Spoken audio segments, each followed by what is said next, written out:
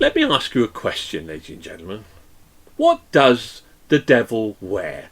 That's a question that myself and Andy today will deep delve into, because in our opinion, we're going to talk about that the devil wears Prada, and the devil has a bouquet of flowers.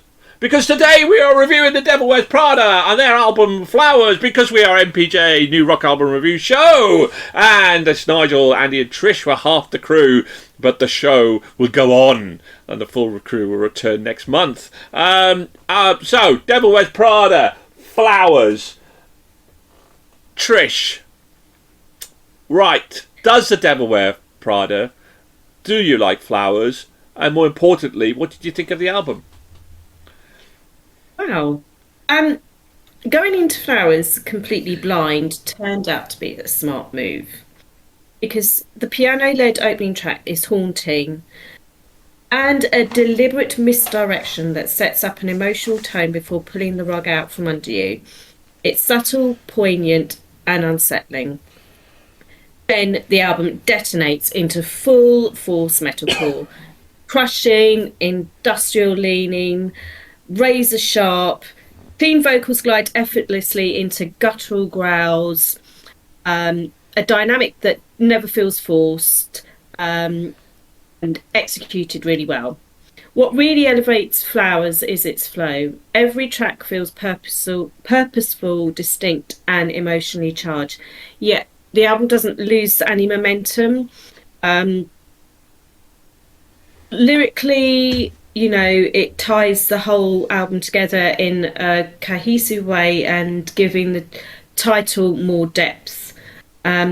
This is the kind of album that reminds you why discovering new bands still matters. Flowers delivers intensity, atmosphere, and craft in equal measure, and it's one I would happily recommend. That's kind of would you say? Could you pigeonhole the genre here, Trish, in terms of what sort of genre this band is in? I mean, I've put metalcore, industrial, and it's got a bit of a mix of everything. I would say metalcore. Now, somebody who doesn't like metalcore is Andy. Andy, though, what do you think of this one? I wouldn't say I don't like metalcore. There's elements of it which I don't like, but the elements of it which I did like. I did actually quite like this album. I think it's. I think the quieter parts of the album worked better for me. A couple of songs on there which actually were towards the end. A song called Wave, which was actually quite sort of mellow and somber, and it's a bit softer, and a lot of the stuff, and the song, which was My Paradise, was really good as well. I think it's a song which is trying a bit too much. It's quite a long album. I think it's about 16 odd songs on there, pretty much, and it's quite long, and I think it's trying to do a little bit too much, it's a little bit over, not quite over the place, but it doesn't quite. Trish said it gelled for her, and it didn't quite gel for me in the flow for it, but that's just how it was. So parts of it stood out, parts of it didn't, parts I liked, parts I didn't. So a bit of a mixed bag, but what I did like.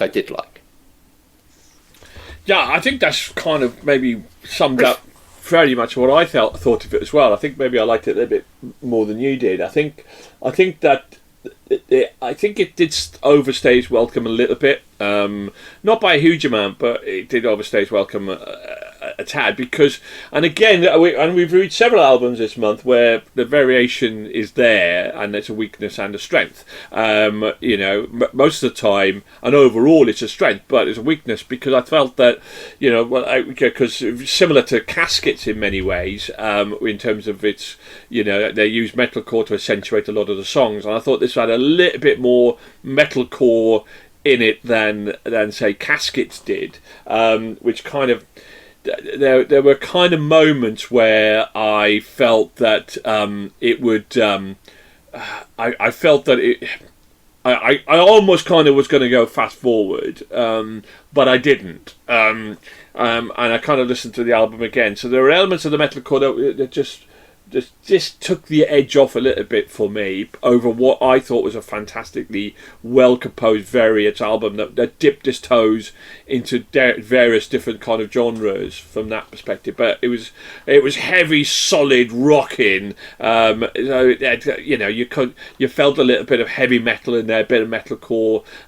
Yeah, I thought it was a really, again, one of those albums that I really, really enjoyed, but I didn't really, really love, because I agree with Andy, there were elements to it that just didn't quite resonate with me, but I thought overall, and I'm glad I listened to it. And in some sense, I'm in an art of war, because obviously I take sound bites of a couple of songs and then decide which kind of put one there. Now, I want to listen to the album, and maybe I picked the wrong stage here.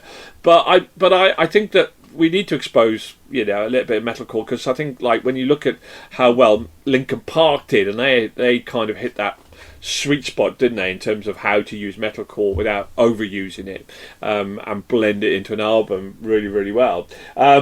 So yeah, anyway, what did we think? Let's find out of 5 then. We're going to start with Paul, because Paul hated it, and he gave it a 1. So we'll get rid of that straight away. Let's get that out of the bag. Lauren, I liked it, 3.5. Cully liked it, really liked it, 4. Trish. 4. 4. I also give this a 4. So if Andy gives it a 4, it gets into our shortlist for album of the year. Andy, then let's find out what you give this. I liked it, but not that much. You're picking on me because I gave it a 3, so it was a little bit far off it. It was still good. I'm not picking on you, Andy. I'm choreographing. It's the second time now. The element of the time. Right. So Devil Wears Prada and Flowers. Let's give our 2-word review. Trish. Cohesive and confident. Oh, I say, she swallowed a dictionary today. And Andy?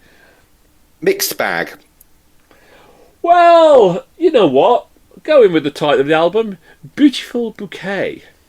There we go. Hit your 2-word review. What did you think? Let us know. Hit the like and subscribe button. Thank you for tuning in. Keep on rocking. Goodbye and God bless. Bye-bye.